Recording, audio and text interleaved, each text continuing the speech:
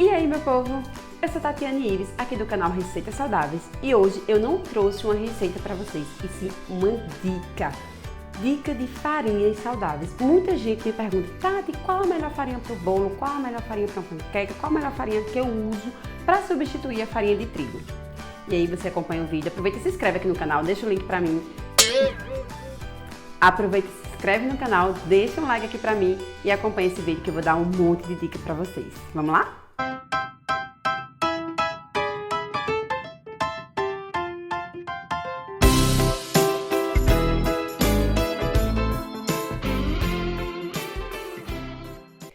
E vamos lá, eu escolhi 4 farinhas para esclarecer algumas dúvidas sobre elas. São farinhas saudáveis. E essas farinhas foram a farinha de arroz, vou começar por ela. Gente, a farinha de arroz, para quem não sabe, ela é uma farinha considerada sem glúten, ou seja, as pessoas que são celíacas podem consumir sem nenhum problema. E muita gente às vezes me diz: mas Tati, às vezes eu faço um bolo com farinha de arroz e fica terrível. Por quê? Porque você tem que saber qual a combinação que você faz com farinha de arroz. Não é simplesmente pegar a farinha de arroz, misturar na massa de bolo e deu certo e pronto. Existem técnicas para ser utilizada ela. Então, ela ajuda muito no funcionamento do intestino, deixa a massa um pouquinho mais enhareada, acho que a palavra certa é essa, enhareada. Ela parece uma areiazinha, gente, a consistência dela. Então, ela vai deixar a massa com um pouquinho assim, parecendo areia, sabe? Então, por isso você tem que fazer outras combinações com ela para que fique uma massa leve. E aí, caso você queira saber quais são essas combinações, eu dou altas dicas lá no meu curso, como manter a alimentação saudável em casa. Eu falo um pouco mais sobre as substituições e composições de farinhas. O preço dela é muito maravilhoso, sempre ela é mais econômica, e para você guardar, o ideal é que você guarde no potinho de vidro e não precisa ser na geladeira. Farinha de aveia, gente, a farinha de aveia, eu trouxe essa daqui, ó, que existe para vir em flocos finos, para vir em flocos grossos. Tem muita gente que tem dúvida: a farinha de aveia tem glúten? Depende, né? E aí a gente também, é bom você entender que na composição dela não tem glúten, porém, como ela tem contato muitas vezes com utensílios, ou ela é transportada perto de outras farinhas que tem glúten, então pode existir requisitos de glúten na embalagem. Então os celíacos é ideal que ao consumir escolham uma 100% sem glúten que já existe no mercado. Muito boa para fazer panquecas, bolos, mingau e até consumir com a fruta mesmo, pois ela aumenta a saciedade, riquíssima em fibras também.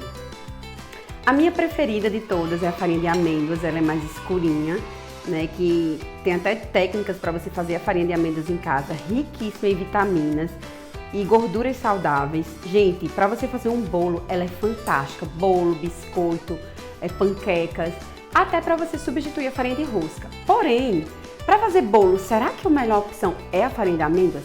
Depende também, gente. Você tem que saber a composição de outros ingredientes para que seu bolo tenha estrutura, maciez e sabor, né? O sabor da amêndoas é incomparável a qualquer outra, porém, você tem que compor ela com um mix de farinha para que fique um bolo bem estruturado. Guardar sempre na geladeira, porque se você guarda fora, ela pode oxidar e automaticamente mudar o sabor. Potinho de vidro tampado, guarda na geladeira. Preferida de muita gente, a farinha de coco. Gente, essa daqui, considerada uma farinha low carb, baixo teor de carboidrato, rica em gordura saudável também, e para quem não sabe, melhora muito a digestão e também dá saciedade. O que é dar saciedade, Tati? Você sentir menos vontade de comer, entendeu? Então, quando você come um bolo, por exemplo, com farinha de coco, você vai se sentir mais cheio. Então, né, ela tem esse poder. Você pode fazer bolo, biscoito, mingau também com a farinha de coco. Porém, muita gente reclama da estrutura do bolo da farinha de coco.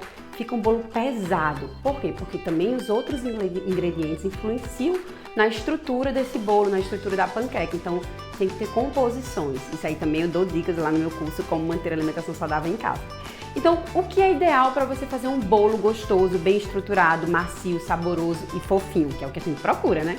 Então, a dica que eu dou pra vocês é fazer um mix de farinhas saudáveis. Tati, como é que eu vou criar esse mix? Aí, existem outras técnicas para você compor um mix de farinhas saudáveis. Então, essas são as minhas farinhas preferidas, tá? Que eu uso em diversas receitas. Variam muito de preço. A mais econômica geralmente é a farinha de aveia.